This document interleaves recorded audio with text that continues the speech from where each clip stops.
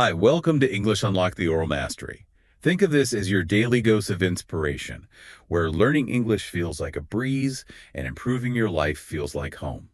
I am your host, Daniel. And I am the expert joining you today. My name is Jenny. It is really wonderful to be here. It's great to have you. We have a really important journey ahead of us in this deep dive today. We really do.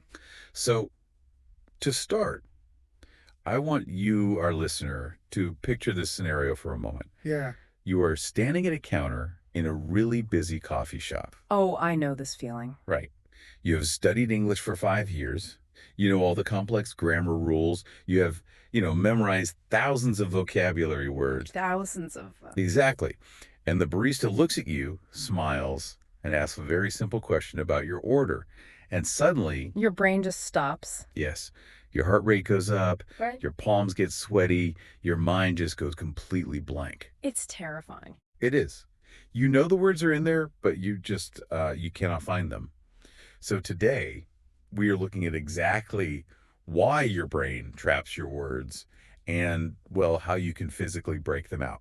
That coffee shop scenario is it's universally understood by language learners. It is a terrible feeling. Yeah. And this whole deep dive is actually inspired by a real question we got from a listener, combined with some fascinating expert notes we have on adult language learning. What did the listener say?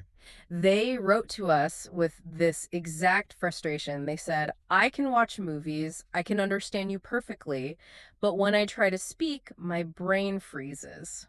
Why? Wow. Yeah, I call this the frozen brain syndrome Frozen brain. Yeah, I like that. because your brain just stops processing. It becomes like a block of ice. And what is so frustrating for you, the learner, is that it is not a knowledge problem. Not at all. You study so hard, you do the workbook exercises, you learn the verbs.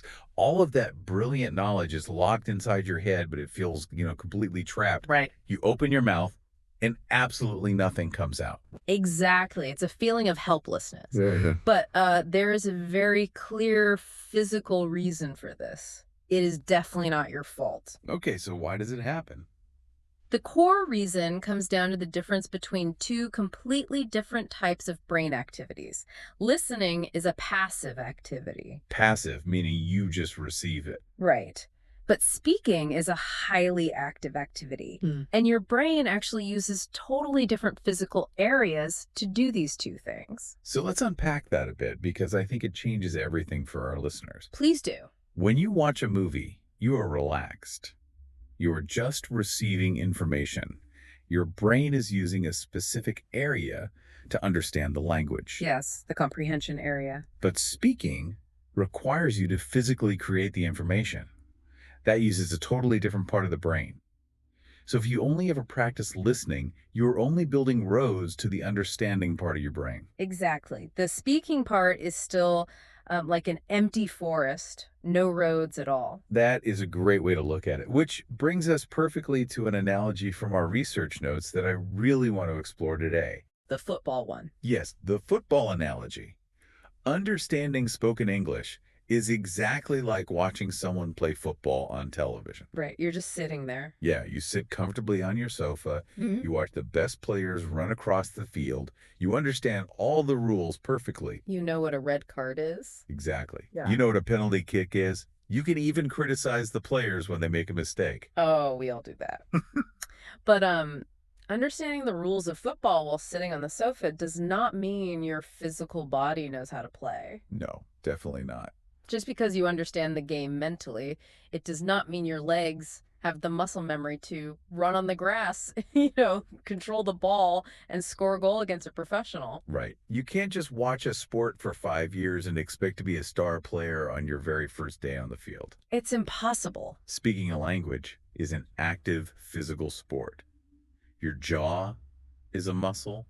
Your tongue is a muscle. Your vocal cords. Yes, your vocal cords, your lungs, they all have to work together in real time to make English sounds that probably don't even exist in your native language. And because speaking is a physical sport, we cannot just read textbooks to get better at it. Right. You cannot read a book to learn how to swim, and you cannot read a book to learn how to speak. So true. You, the listener, need to know how to actually train your body for it. You need a workout plan for your mouth. Okay, so we know the problem. The knowledge is trapped because we haven't built the physical roads. That means we need to start training the physical English muscle. Yes, the English We mouth. have to move from sitting quietly on the sofa to active physical speaking. And we have two incredibly powerful methods from our sources for this physical So training. two great methods, yeah. The first is called shadowing, and the second is called English mode. Let's deep dive into shadowing first. Great. So shadowing is a technique used by some of the best language learners in the world. At its core, shadowing means you listen to a very short sentence from a native speaker and you repeat it immediately. Immediately. Yes.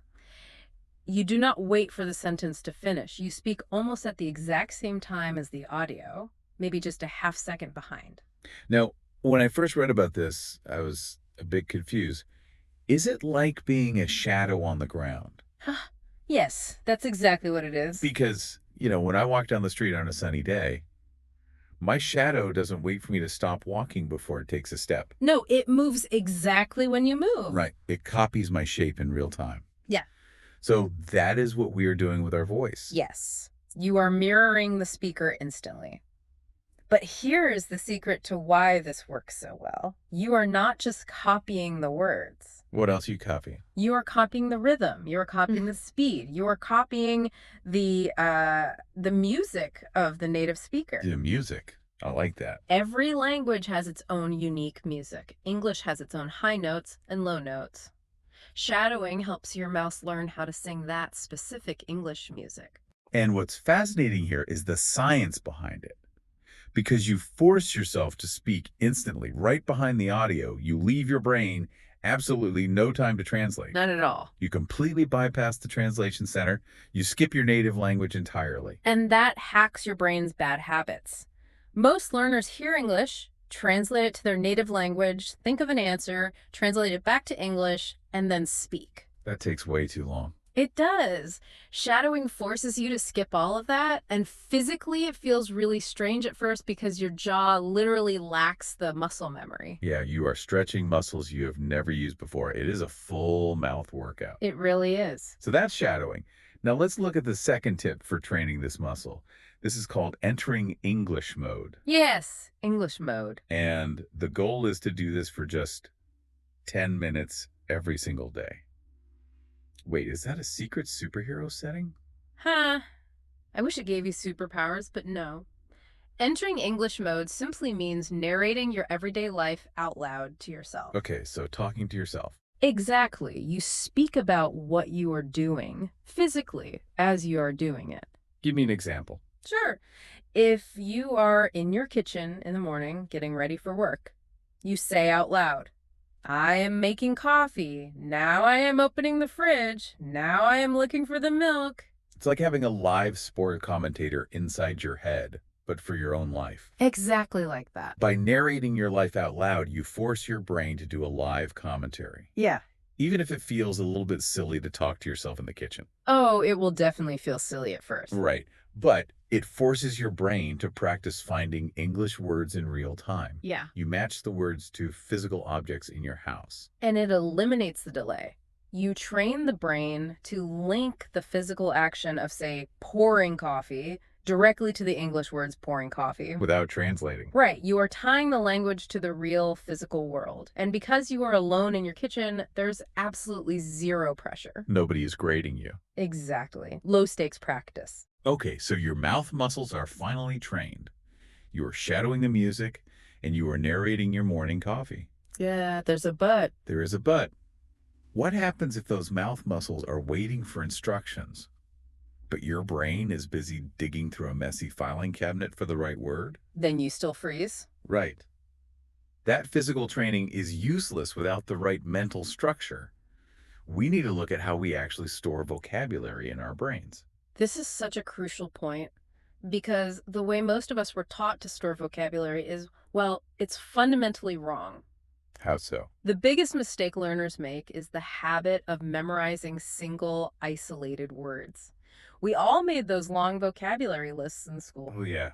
Cat, dog, book, run. Exactly, single words. Looking at the notes, I see this as the main reason people freeze in that coffee shop.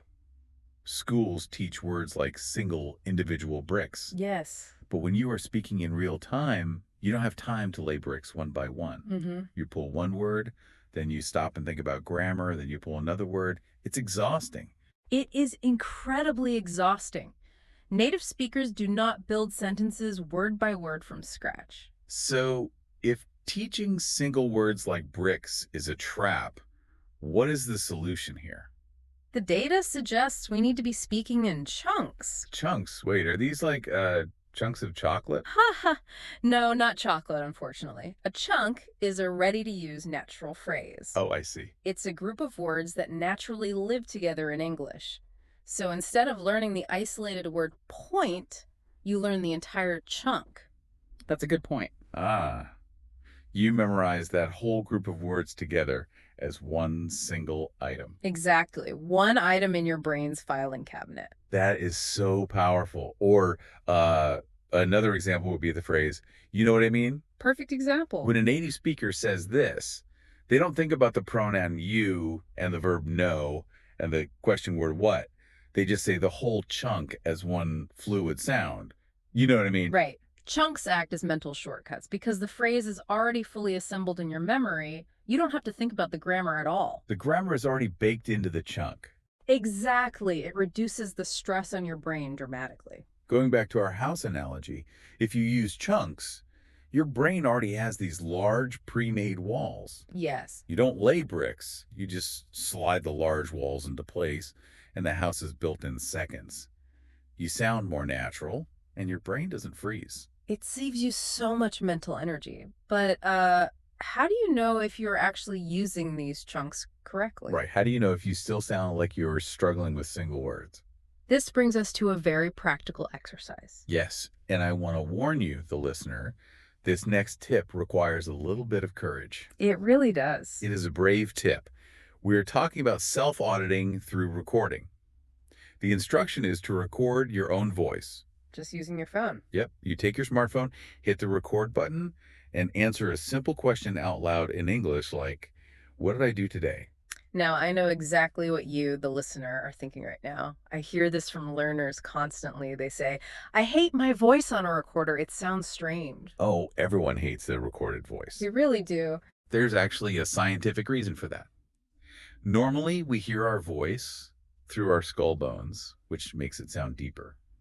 But on a recording, we hear it through the air, just like everyone else hears us. And it makes us uncomfortable. It does. But I want to reassure you that this step is absolutely essential. You have to be brave and push play. You have to, because when you listen back to that recording, you are completely alone. There is no pressure. There is zero judgment. Right. By listening to yourself objectively, you can hear exactly where your brain froze. You can find out exactly where you are slow and where you need more of those chunks. Recording yourself connects the thoughts in your head to the actual output of your mouth. You simply can't fix a problem if you refuse to look in the mirror to see it. Very true. So we have the physical drills with shadowing. We have the structural bricks with chunks. But there is one final massive barrier preventing you from speaking fluently. It is not physical, and it is not structural. It's emotional. Yes, it is the fear of the mistake. This is a big one. I call this the red pen monster. It is a giant monster that lives inside your head, completely destroying your confidence. Oh, the red pen. I remember that from school. We all do. The teacher always used a bright red pen to mark all our mistakes on our tests. A big red X every time we got a verb wrong. And now, as adults, we have internalized that teacher. We carry that red pen constantly, grading our own speech in our minds. Exactly. Before the words even leave your lips, the red pen monster screams, wait. Is that grammar correct? Is your accent too strong? And so, paralyzed by fear, we just freeze. It's a huge issue. As adults, we are used to being competent. We're good at our jobs. We hate the feeling of being bad at something. Children don't care if they look silly when they learn to walk. No, they just fall down and get back up. Mm. But adults are terrified of looking foolish. That perfectionism causes so much unnecessary anxiety. But I want to share a vital secret with you today. What is it? Making mistakes is not a bad thing. In fact, making mistakes is actual proof. Proof of what exactly? Let's clarify this for the listener. It is proof that you are being brave. I see. Think about the active sport we discussed earlier. You cannot learn to play football without completely missing the ball sometimes and falling in the mud. Right. It is fundamentally impossible to learn to speak an active language without making mistakes. The mistakes are evidence that you are finally off the sofa and you are on the field playing the game. That is incredibly freeing. Yeah. Our sources champion a completely new mindset for you to adopt today. It is simple. Communication over perfection. Communication over perfection. Yes. Perfection is an illusion. Connection is the actual goal. If you are in that coffee shop and you say a sentence with slightly broken grammar, but the barista smiles and gives you the exact coffee you wanted, You win. you win. Exactly. If the other person understands your message, the language has successfully done its job, throw the red pen away. But uh, how do we practice this courage without getting overwhelmed by fear in public? The most practical way is role playing out loud at home. I love role playing. It is the ultimate low stakes practice. You just pretend you are in a specific situation all by yourself. Like being at a restaurant. Yeah. You talk to your bedroom wall. Hello, sir. Would you like to order a pizza? And then you step to the side and answer yourself, yes, please. I am very hungry. I would like a large pepperoni. Huh. It feels slightly crazy, but it trains your brain to react quickly. And we have a fantastic modern twist on role playing today, right? We do. You do not just have to talk to a wall anymore. Today, you can talk to the AI on your smartphone. Oh, wow.